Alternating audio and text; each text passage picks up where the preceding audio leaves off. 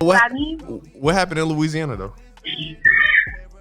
So right now, COVID is affecting the hood, and so what's happening is these people, they're not even getting. You know how like if you don't pay your rent, they gave you like a 30-day eviction notice because you got to go through the court system and stuff like that. Louisiana's an at-will state where they can just kick you out, huh?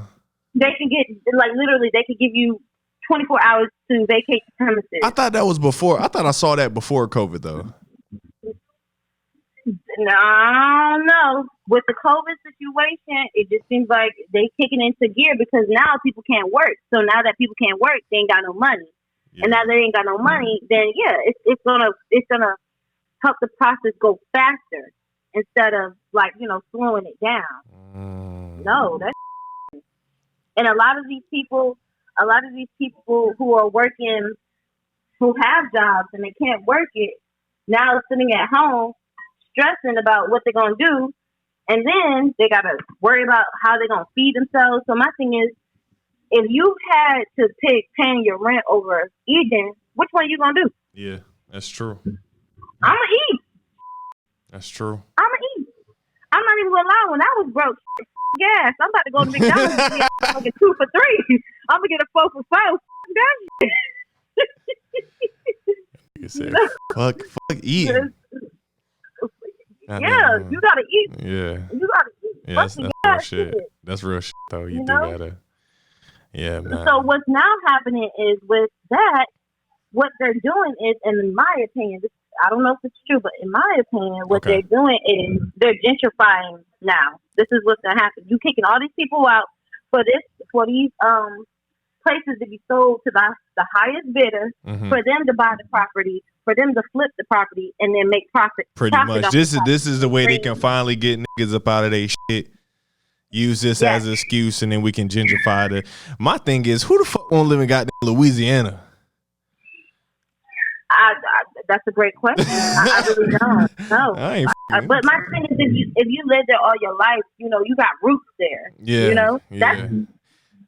That's how I feel about who want to live in North Carolina. Yeah, first and foremost. You get a different way. Man, North Carolina. Look, North Carolina is definitely not the greatest place on earth, but it's way better than Louisiana. Okay, you compare and contrasting, but my thing is, if somebody from Louisiana might say Louisiana is not the greatest place on earth, but it's way better than motherfucking Carolina. Man, any place I can go there and still hear those Negro spirituals, just that shit. When the wind blows, all you hear is. No, the worst is Savannah, Georgia. Savannah, Georgia with the cobblestone. A lot of those places down south, like in Wilmington and Charleston, South Carolina, those slave ports, a lot of those still have those cobblestone roads.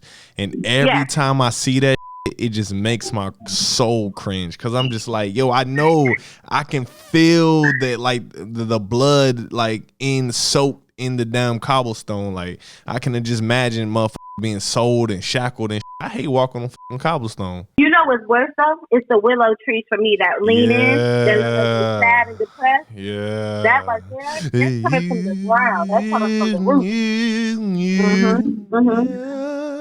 Yeah. And I can just always, I like when I drive through like Georgia and shit, I see those willow trees. I just imagine people trying to run. Yeah. And no shade.